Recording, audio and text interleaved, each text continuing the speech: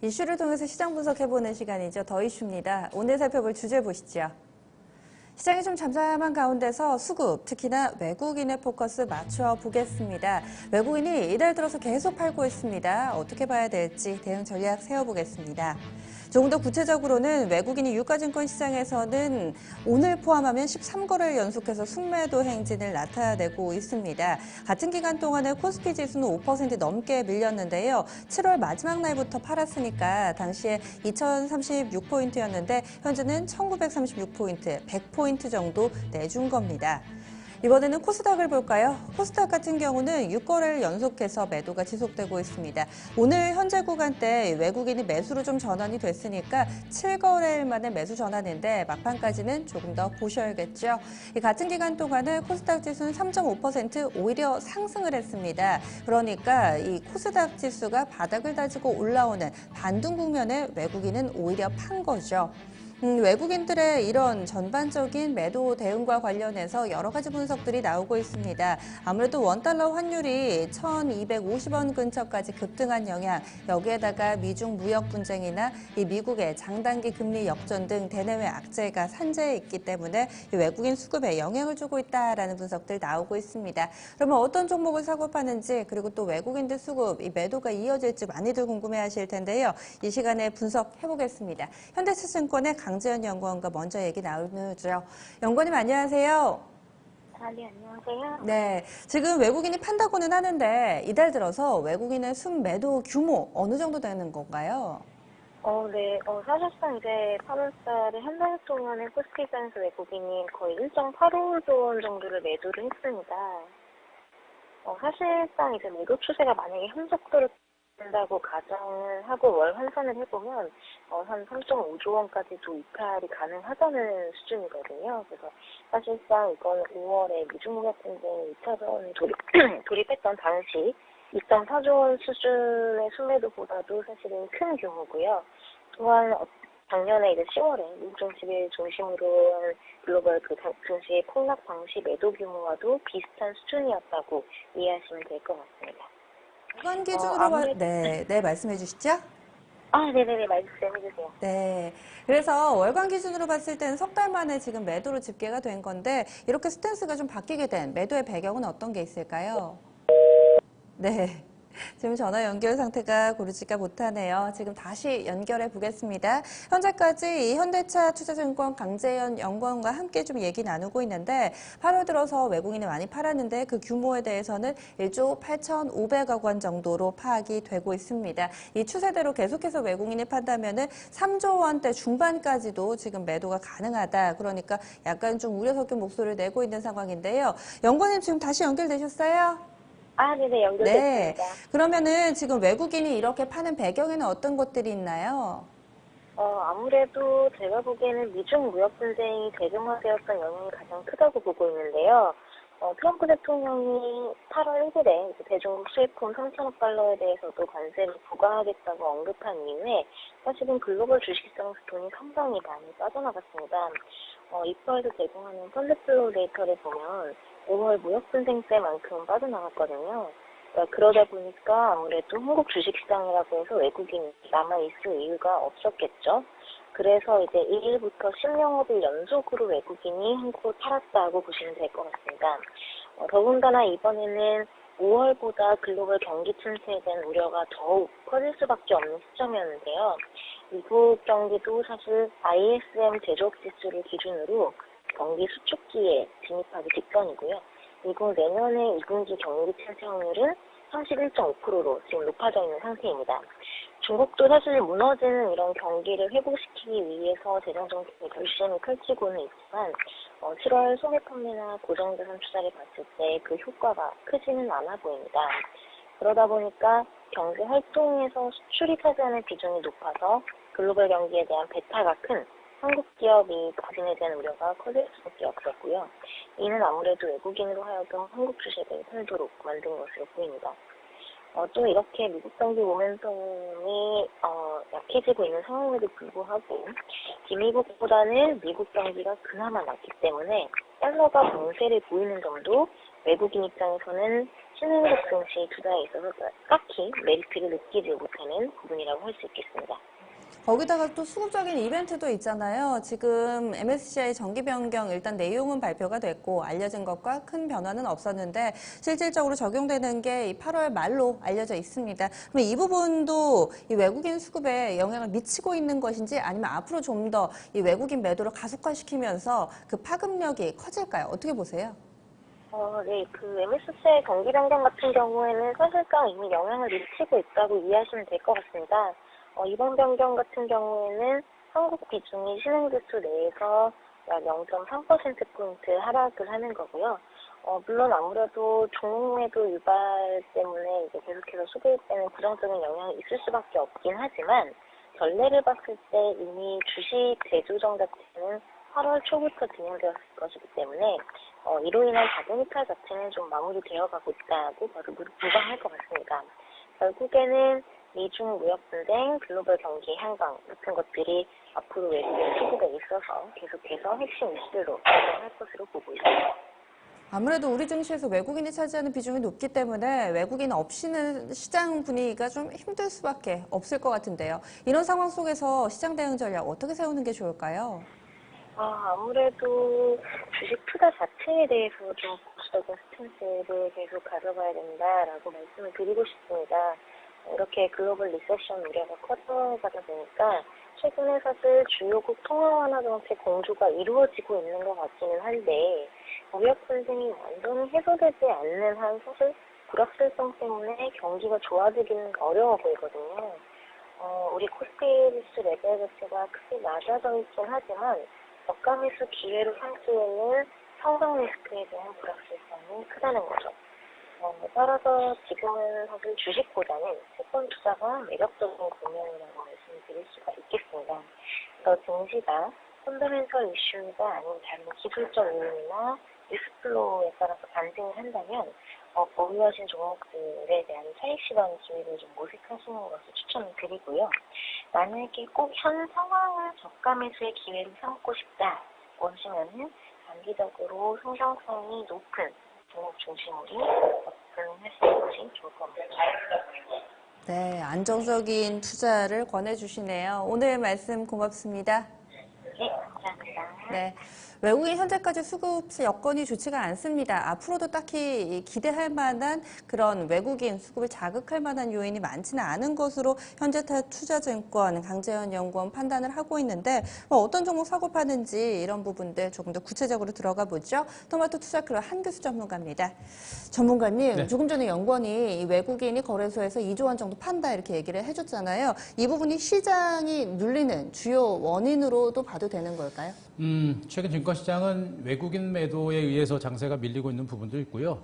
그거 아닌 것도 분명히 있는 상태입니다. 제가 그림을 먼저 보면서 시장 전반에 걸쳐서 외국인 수급 동향 한번 살펴보겠는데요. 먼저 코스피 시장의 수급 동향 보시면 지금 7월과 8월 달을 중심으로 해서 지금 거래소 코스피 시장에서 8월 달에 들어서 그나마 이제 외국인들 빨간 선의 외국인입니다. 외국인들이 7월 달에 그나마 급락장에서 매수가 들어오다가 8월 달에 급격하게 외국인들이 빨간 선을 중심으로 매도가 나오고 있는 걸 보실 거예요.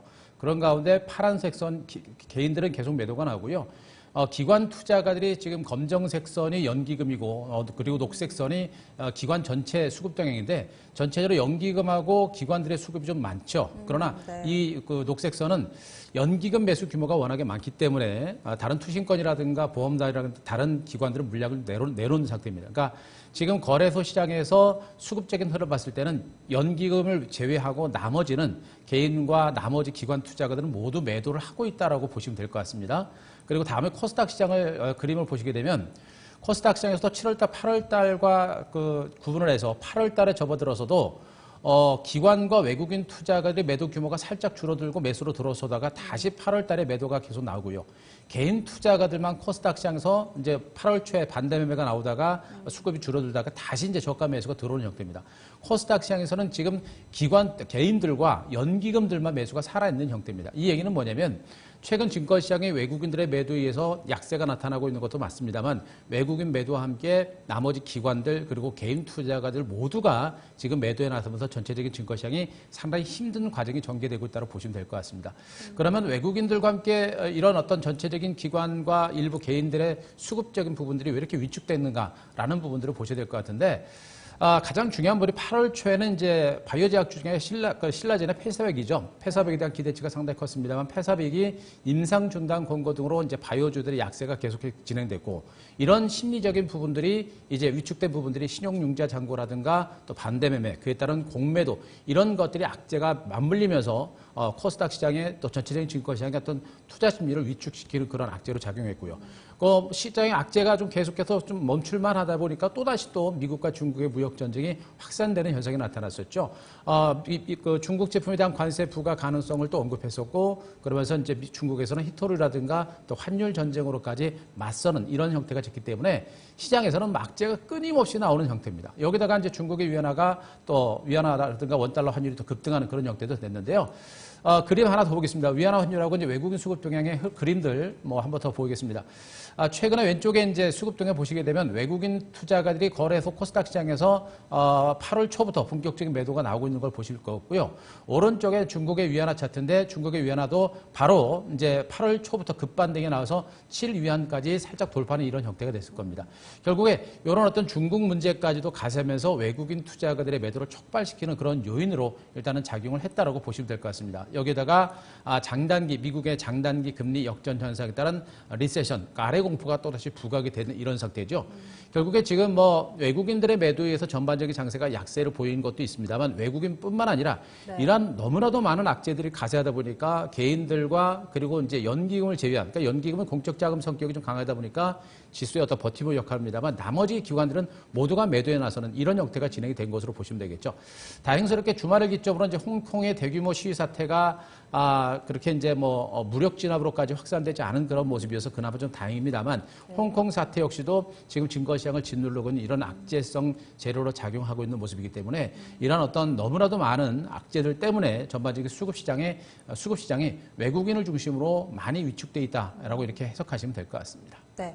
그러면은 지금 외국인들 계속 팔고 있는데 마음을 돌릴 만한 이 외국인들의 컴백을 야기시킬 만한 그렇죠. 기대 요인은 없을까요? 그게 좀 많이 있어야 되는데 그런 것들을 지금으로서는 아직은 좀 기대하기는 조금 이른 감은 좀 있습니다. 그러나 뭐 아예 없는 건 아니니까 희망을 가지셔야 될 것 같고요. 일단 홍콩 사태가 앞서 말씀드렸듯이 무력 진압이 만약에 이루어지고 만약에 그러면서 홍콩 사태가 확산되는 상태가 나오게 되면 홍콩도 우리나라 수출 대상국의 4위에 해당하는 업체입니다. 그렇기 때문에 홍콩 사태가 만약에 확산되거나 뭐 유혈 사태까지 확산되게 되면 그것도 우리한테는 굉장히 악재였었거든요. 근데 그것이 이제 확산되지 않았다라는 부분이 이제 시장에서 안전판 역할을 하고 있고요. 가장 중요한 부분이 이제 미국 증시입니다. 미국 증시가 현 지수대에서 일단은 좀 안정이 되어야 됩니다. 그 미국 증시 다우 지수 차트 일봉 차트를 한번 보시게 되면요. 지금 다우 지수 25,000선에서 25,500선 사이 요 지수대가 1차적인 지지선입니다. 뭐 장기적으로 봤을 때는 뭐 23,000, 24,000도 보겠습니다만 단기적으로는 25,000선이 강력한 지선인데 이 25,000선 정도는 일단 지지를 받아줘야 국내 증시가 좀 안정된 흐름을 보일 가능성이 높겠고요. 만약에 25,000선까지 깨고 내려가게 되면 국내 증시에 대한 충격은 일단 클 겁니다. 다만 아직까지 미국 증시는 대세 하락에 대한 우려감은 그렇게 크지 않은 상태고 하지만 단기적인 관점에서는 25,000선 정도는 지지를 받아줘야 국내 증시가 그나마 좀 안정된 어떤 역할을 해줄 가능성이 있는 것으로 보고 있기 때문에 미국 증시의 흐름에 대해서 일단 우리가 또 주목을 해야 될 것 같습니다. 자, 또 한 가지는 이제 중요한 부분이 미국의 이제 금리 인하라든가 또 이제 미국의 중국에 대한 어떤 제재 완화라든가 이런 부분들이 좀 나와줘야 돼요. 그러니까 기술적으로 미국 증시가 일단 하방 경직이 나와줘야 시장이 우리나라 증시도 안정이 될 수 있겠고요. 이런 상태에서 금리 인하는 분명히 이제 가능성이 있죠. 그것도 이제 분명히 호재가 될 것 같고요. 미국엔 중국에 대한 제재 완화라든가 이런 것들이 좀 나오고 또 미국과 중국의 무역 분쟁이 어느 정도 해결의 조짐이 나온다고 한다면 그것은 증권시장의 최고의 어떤 상승의 모멘텀이 될 가능성이 높습니다. 다만 이 부분은 우리가 아직은 기대하기는 조금 어렵고 네. 또 그 해결이 될지 여부도 불확실한 상태이기 때문에 그때까지는 시간을 가지고 봐야 돼요. 다만 내년에 이제 미국의 트럼프의 재선이 있기 때문에 이번에 이제 중국에 대한 관세 부과라든가 이런 부분들이 유예됐던 만큼 가능성이 완전히 없는 건 아니겠죠. 그래서 지금 시장이 워낙에 악재들이 많고 많이 있는 상태입니다만 일단 미국의 금리에 대한 가능성은 분명히 있는 상태고요. 또 중국에 대한 제재 완화가 지금 일단 이루어지고 있는 상태이기 때문에 그나마 지수의 어떤 하방 경직도 분명히 만들어낼 수 있는 부분들 이런 부분들이기 때문에 일단 시장은 아직은 상방에 대한 기대치는 많지는 않습니다만 이런 부분들 때문에 하방에 대한 강한 하방 경직에 대한 기대감이 있는 것이고 그런 상태에서 미국과 중국의 무역 분쟁이 좀 해소되는 조짐이 나온다고 한다면 상방으로 올라갈 수 있는 여력도 분명히 있는 거니까 일단은 하방 지지에 대한 가능성은 어느 정도는 있다라는 부분에 대해서 좀 포커스를 맞추고 시장을 보시는 게 좋을 것 같습니다. 그러면은 외국인이 전반적으로 파는 가운데서도 사는 종목군들이 있잖아요. 이런 종목을 따라가도 되는지 혹은 파는 종목에 대해서는 또 투자 전략을 좀 보수적으로 가져가도 되는지 이렇게 몇몇 종목군들 예를 들어서 좀 더 봐주세요. 예. 지금 제일 중요한 부분은 이제 종목이에요. 종목이고, 앞서도 말씀드렸습니다만, 너무나 많은 악재들이 있고 변수들이 있어서 시장은 힘들지만, 하지만 지수가 하방 경직이 나올 수 있는 여건은 분명히 만들어지고 있습니다. 그래서 기관 외국인들, 특히나 외국인들이 매수하는 종목에 대해서 주목해야 되는데, 외국인들이 매수하는 종목은 일단 시장의 조정권에서 좀 대안이 될 수 있는 종목들, 그리고 실적이 좋아지면서 중장기적인 성장세가 유지가 될 수 있는 종목에 대해서 싼 가격에서 매집하는 성격이 강합니다. 또 단기보다는 중장기적인 성격의 그런 종목을 매수를 많이 하는 상태 때문에 외국인들이 매수하는 종목에 대해서 우리가 분명히 주목을 해야 되는데 시장이 살아나게 되면 그들 종목이 주도주로 부각될 수 있는 가능성이 높습니다. 그 대표적인 종목이 이제 거래소 대형주들 중에서 삼성 SDI 같은 종목인데 지금 이 종목은 외국인들의 수급 동향, 기관 외국인 수급 동향입니다. 빨간 선이 외국인이고 기관들이 녹색 선을 보여주는 상태인데 지금 이 종목에 대해서 올해 3월 달부터 해서도 기관과 외국인들, 특히나 외국인 매수가 장기적으로 들어오는 걸 보셨을 거고요. 그렇죠. 그리고 최근에 5월 달에 들어서 기관들도 매수에 들어서고 있는 것으로 보이실 겁니다. 단기적으로 기관들이 약간 매수세가 약화되는 그런 형태이긴 합니다만 이거는 그동안 많이 매수했기 때문에 일시적으로 나타나는 형태인데 기관하고 외국인들의 수급이 분명히 강하게 살아있다는 걸 보이실 거예요. 특히나 삼성 SDI는 말씀드렸죠. 전 사업 부분이 모두가 고른 성장세를 유지하고 있는 종목이기 때문에 시장이 좋아지게 되면 이런 종목이 바로 시장 전매를 부상할 수 있는 가능성이 높습니다. 그래서 삼성 SDI 같은 종목들은 중장기적으로 시장이 좋아질 때 시장 전매를 부상할 수 있는 종목이기 때문에 우리가 충분히 관심을 가져야 되고요. 삼성전기 같은 종목들도 지금 이제 주가가 많이 빠진 상태에서 최근에 그 7월 중순부터 외국인들 빨간석 선을 중심으로 외국인 매수가 강하게 들어오고 있는 게 보실 거고 또 최근에는 또 기관들도 살짝 매수로 전환하고 있는 걸 보실 겁니다. 워낙에 이제 삼성전기 주가가 많이 빠져 있는 종목인데 그렇죠. 네. 지금 MLCC를 중심으로 한 업황 개선에 대한 기대감은 분명히 있습니다. 아직까지는 가격 회복은 안 나오고 있습니다만 말씀드린 미국과 중국의 무역 분쟁이 일단 완화만 되더라도 MLCC 가격이 회복될 수 있는 가능성이 높고요. 삼성을 중심으로 해서 스마트폰이라든가 이쪽에 대한 사업 부분의 성장세가 유지가 되고 있기 때문에 그에 따른 기대감도 분명히 있습니다. 그렇기 때문에 이런 종목에 대해서 바닥권에서 싼 가격에서 기관하고 외국인들의 저가 매집이 들어오고 있는 부분이기 때문에 이 부분에 대해서도 우리가 좀 주목을 하셔야 될 거로 보고 있고요. 네. 삼성전자 같은 종목들은 최근에 지금 이제 외국인들이 이제 그동안 줄기차게 매수하다가 7월 말부터 약간 매도로 돌아섰습니다. 그런데 하네요. 그죠? 네. 매도했는데 그 매도분을 기관 투자들 녹색선을 중심으로 기관이 적극적으로 매수해 나서고 있죠. 네. 이 얘기는 뭐냐면 기관 외국인 모두가 중장기적으로 긍정적인 시각을 유지를 하고 있다는 얘기입니다. 아시겠습니다만 삼성전자는 하반기 반도체 가격 회복에 대한 기대감이 큰 상태고요. 여기다가 스마트폰 갤럭시 노트 10과 그다음에 폴더블폰 출시가 임박이 되어 있는 상태이기 때문에 이 회사의 실적을 이끌 수 있는 양대 사업축이 모두가 하반기 내지는 내년 이후에 성장성이 커질 수 있는 가능성이 높습니다. 그런 내용을 바탕으로 기관하고 외국인들의 매수가 들어오고 있기 때문에 이런 종목들은 단기적으로 외국인들이 물량을 털어내고 있습니다만 기관 매수가 들어왔고 외국인들도 다시 매수에 들어올 수 있는 가능성이 매우 높죠. 그래서 이런 종목들도 앞으로 장세가 살아나거나 내지는 삼성전자 같은 종목이 장을 주도할 수 있는 가능성 분명히 있다. 이렇게 보시면 될 것 같고요. 하이닉스의 수급상도 상당히 괜찮습니다. 하이닉스도 최근에 6월 중순부터 외국인 투자가들 빨간색 선을 중심으로 외국인들이 공격적으로 매수가 들어왔고요. 그리고 그 이전부터 한참 전부터 기관들은 꾸준하게 매수가 들어온 상태입니다. 최근에 기관 외국인 매수가 다소 약화되고 관망세로 돌아서고 있습니다만 팔지는 않고 있죠. 그만큼 하이닉스에 대한 긍정적인 시각이 기관 외국인 중심으로 살아있는 겁니다. 그렇기 때문에 전반적인 주변 여건 자체가 조금만 안정이 되게 되면 하이닉스 같은 종목이 오히려 탄력적인 반등세를 뿜어낼 수 있는 가능성은 분명히 있습니다. 수급적인 측면에서 그런 어떤 시그널들이 나오고 있기 때문에 이렇게 기관 외국인 수급이 살아있는 종목에 대해서 우리가 계속해서 주목을 해볼 필요가 있겠고요. 앞서 말씀하셨던 이 삼성그룹주들과 대형 IT주들이 실적 개선을 바탕으로 움직이고 있고 또 한국항공우주 같은 종목들은 어떻습니까? 이 종목도 지금 대표적인 실적주죠. 요즘에 항공주들이 그동안에 어떤 누적됐었던 악재들을 모두 해소하고 앞으로 실적이 실질적으로 좋아지고 있고 앞으로 실적 호전에 대한 기대치가 커지고 있습니다.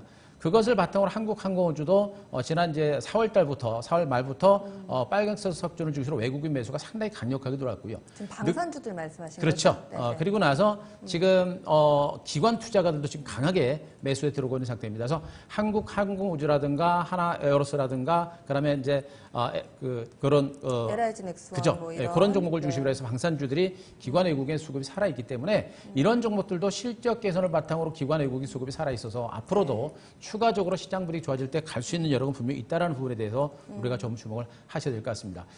그리고 개별적인 종목 중에서 이제 ICD 같은 종목군들의 수급 상황도 보시게 되면요.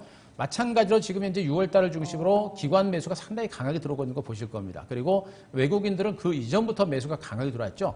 최근에는 외국인 수급이 좀 약화되고 있습니다만 기관 매수는 여전히 강력합니다. 이 얘기는 뭐냐면 중소형주를 중심으로도 OLED 업황 자체가 올해 하반기에 삼성과 중국 업체를 중심으로 본격적인 투자가 이루어지는데 그에 따른 실적 개선에 대한 기대가 분명히 있는 겁니다. 그래서 지금 기관 외국인들의 매수가 들어오고 있는 것이고요. ICD라든가 그다음에 오늘 힘스라든가 야스 같은 종목도 다시 반등에 나서고 있고 AP스텐 같은 대표적인 실적주들도 반등에 나서는 형태죠. 결국에 OLED 업황 전망이 살아있는 종목에 대해서 기관 외국인들의 매수가 살아있기 때문에 이들 종목이 앞으로 장세가 살아나게 되면 장을 주도할 수 있는 여력이 있다는 거. 그리고 이노바이러스 같은 종목들도 이제 5G 관련주죠. 이 종목도 최근에 아주 기관 외국인들의 수급이 강력하게 살아나는 모습이 보일 겁니다. 그러면서 주가도 신고가를 나오고 있죠. 거의 관망세적인 흐름이 나오다가 기관 외국인들이 급작스럽게 매수가 들어옵니다. 결국에 실적 개선이라고 하는 부분이 가셔졌기 때문에 지금 외국인들의 매수가 기관 외국인 매수가 들어오고 있는 것이거든요. 결국에 앞으로 기관과 외국인 투자가들의 매수가 수급이 살아있는 종목들은 중소형주를 중심으로 매수가 들어오고 있는 만큼 업황 전망에 살아있는 종목에 대해서 주목하자라는 점 말씀드리겠습니다. 그럼 마지막으로 이런 부분들 감안해서 투자 전략 세워주세요. 자, 전략적인 부분들은 우리가 이제 한 가지 좀 체크를 하셔야 되는데 이제 우리 코스피 지수 차트 월봉 한번 보면서 제가 설명을 드리겠습니다. 네. 자, 월봉을 보여드리는 이유는 뭐냐면 시장에 대해서 너무 단기적으로 보지 말자라는 그런 의미가 될 것 같고요. 제가 누차 말씀드렸습니다만 1900에서 2000선은 굉장히 강력한 지지대입니다. 근데 이제 1900선에 대한 붕괴 여부까지 가지고 있기 때문에 이 구간에서는 최악으로 1800선 정도까지는 열어놔야 됩니다. 이 1800선마저도 만약에 무너지게 되면 시장 자체가 굉장히 힘들 수 있습니다. 하지만 제가 보기엔 1800선이 무너질 가능성은 매우 적은 것으로 보고 있기 때문에 우리가 지금 구간에서 너무 공포스러울 필요는 없다는 거 말씀드릴 수가 있겠고요. 일단 단기적인 관점에서는 지수 바닥 가능성은 분명히 있습니다. 다만 하방에 대한 우려가 상존해 있는데 그게 일시적으로 1900선이 깨지는 정도입니다. 하지만 1800을 깨고 내려갈 가능성은 높진 않은 상태고 1900선을 중심으로 해서 어느 정도 중간 바닥을 다질 가능성이 높은 것으로 보고 있고요. 계속 강조드립니다만 미국과 중국의 무역 분쟁이 더 이상 나빠지지만 않으면 지수는 어느 정도 저점을 짚고 미미하게 회복할 수 있는 가능성이 있습니다. 그 가능성을 열어두시고 일정 비율의 현금 비중은 유지는 하시되 지금 뭐 풀베팅하거나 이렇게 좀 부담이 되니까 일정 비율의 현금은 유지하시되 나머지 자금 정도는 중장기적으로 말씀드렸던 이러한 대형 IT 종목에 대해서 조금씩 매집하는 전략 그리고 단기 관점에서는 말씀드렸던 OLED라든가 5G 같이 업황 전망에 살아있는 종목에 대해서 우리가 집중할 때 상대적으로 좋은 결과를 얻을 수 있지 않을까 이렇게 기대해 볼 수 있을 것 같습니다. 알겠습니다. 고맙습니다. 네, 오늘 더 이슈에서는 외국인 수급 집중 해부해봤습니다. 여기까지 마켓동 1부였고요. 잠시 후 2부에 뵙겠습니다.